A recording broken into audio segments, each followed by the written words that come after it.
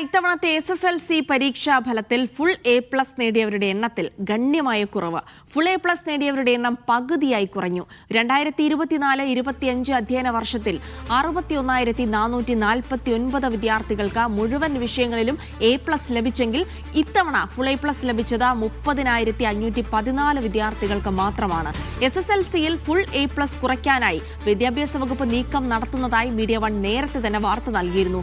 ചോദ്യപേപ്പർ ഘടനയിൽ മാറ്റം വരുത്തിയും 20% ചോദ്യങ്ങൾ സങ്കീർണമാക്കിയും ഫുൾ A+ കുറയ്ക്കാൻ നേരത്തെ തന്നെ നടപടിയെടുത്തിരുന്ന വിദ്യാഭ്യാസ വകുപ്പ് മൂല്യനിർണ്ണയവും കടുപ്പിക്കാൻ നിർദ്ദേശം നൽകിയിരുന്നു. ഇതാണ് ഇത്തവണ A+ന്റെ എണ്ണം പകുതിയായി കുറയാൻ കാരണമായത്. കാസർഗോഡേക്ക് പോകാം. ഷഫീഖ് നസ്രുള്ള വിവരങ്ങൾ നൽകും. ഷഫീഖ് തന്നെയാണ് ആ വാർത്ത റിപ്പോർട്ട് ചെയ്തതെന്ന് ഞാൻ ഓർക്കുന്നുണ്ട്. കാരണം അന്ന് വിദ്യാഭ്യാസ വകുപ്പ് അത്തരത്തിലൊരു നിർദ്ദേശം നൽകിയിട്ടുണ്ട്. ഫുൾ A+ എണ്ണം കുറയ്ക്കാൻ അത് മൂല്യനിർണ്ണയം അടക്കം കടുപ്പിക്കുന്നതിനുള്ള നിർദ്ദേശമൊക്കെ നേരത്തെ നൽകിയിരുന്നു. പക്ഷേ വിദ്യാഭ്യാസ വകുപ്പ് അത് സമ്മതിച്ചിട്ടുണ്ടായിരുന്നില്ല. പക്ഷേ ഇത്തവണ ഫുൾ A+ കഴിഞ്ഞ അധ്യയന വർഷത്തെ അപേക്ഷിച്ചത് പകുതിയായി കുറഞ്ഞിരിക്കുന്നത് അത്തരം ചില നടപടികളുടെ കൂടെ ഭാഗമാണ് എന്നുകൂടെ ഇപ്പോൾ തെളിയുന്നു, അല്ലേ? തീർച്ചയായും കഴിഞ്ഞ അക്കാദമിക് ഇയറിൽ 61,449 വിദ്യാർത്ഥികൾക്ക് മുഴുവൻ വിഷയങ്ങളിലും A+ ലഭിച്ചിരുന്നെങ്കിൽ അത് ഇത്തവണ 30,514 നേർപകുതിയായി കുറഞ്ഞു എന്നതാണ് പ്രത്യേകത.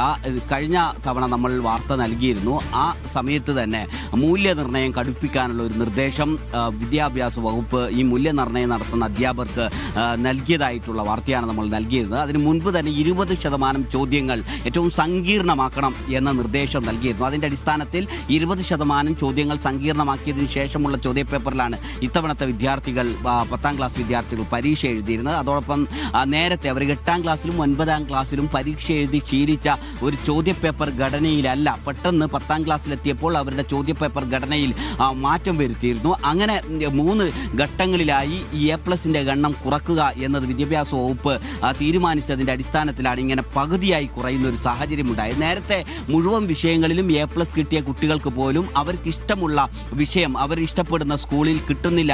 പ്രത്യേകിച്ച് മലബാർ മേഖലകളിൽ അങ്ങനെ ധാരാളമായ പ്രശ്നങ്ങൾ റിപ്പോർട്ട് ചെയ്തിരുന്നു. അവരുടെ മുഴുവൻ A+ ലഭിച്ച കുട്ടികൾക്ക് പോലും അവരുടെ ഇഷ്ട വിഷയങ്ങളിൽ +2 അഡ്മിഷൻ ലഭിക്കുന്നില്ല എന്നൊരു പരാതി വ്യാപകമായിരുന്നു. അപ്പോൾ അത് പരിഹരിക്കാൻ A+കളുടെ എണ്ണം കുത്തനെ കുറക്കുക എന്നതാണോ ഈ ഒരു പരീക്ഷ ഇങ്ങനെ സങ്കീർണമാക്കുന്നതോടുകൂടി വിദ്യാഭ്യാസ വകുപ്പ് തീരുമാനിച്ചത് എന്ന ഒരു സംശയം നേരത്തെ തന്നെ ഉണ്ടായിരുന്നു.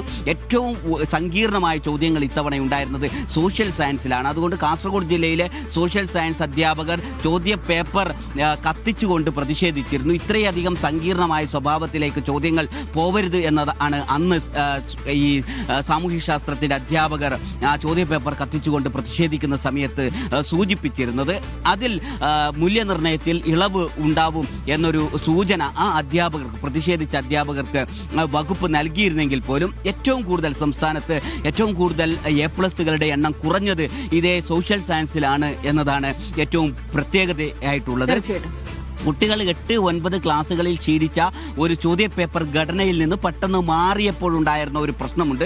അതോടൊപ്പം തന്നെ 20% മുഴുവൻ മാർക്ക് ലഭിക്കുന്നതിന് കൂടുതൽ സങ്കീർണമായ ചോദ്യങ്ങൾ ഉൾപ്പെടുത്തുക എന്നതും വകുപ്പ് സ്വീകരിച്ചു. ഇതിന് കാരണം പറയുന്നത് ഈ പരീക്ഷയിൽ ഏറ്റവും ഉയർന്ന കഴിവുള്ള വിദ്യാർത്ഥികൾക്ക് മാത്രം A+ ലഭിച്ചാൽ മതി എന്നതാണ് ഒരു വിശദീകരണമെങ്കിലും അപ്പോൾ കഴിഞ്ഞ അധ്യയന വർഷത്തിലൊക്കെ A+ ലഭിച്ച കുട്ടികൾ ഇത്ര കഴിവില്ലാത്തവരാണോ എന്നൊരു ചോദ്യം പ്രത്യേകിച്ചും CBSE സ്കൂളുകൾ പോലുള്ളവർ പ്രചരിപ്പിക്കുന്നതിന് സമാനമാവുന്ന സ്വഭാവത്തിൽ വിദ്യാഭ്യാസ വകുപ്പ് തന്നെ അത്തരം ചില മറുപടികൾ നൽകുന്നത് പരിഹാസമാണ് എന്നാണ് അധ്യാപകർ സൂചിപ്പിക്കുന്നത്. ഇങ്ങനെ സങ്കീർണമാക്കരുത് എന്ന് അധ്യാപകർ സൂചിപ്പിക്കുകയും ചെയ്യുന്നുണ്ട്.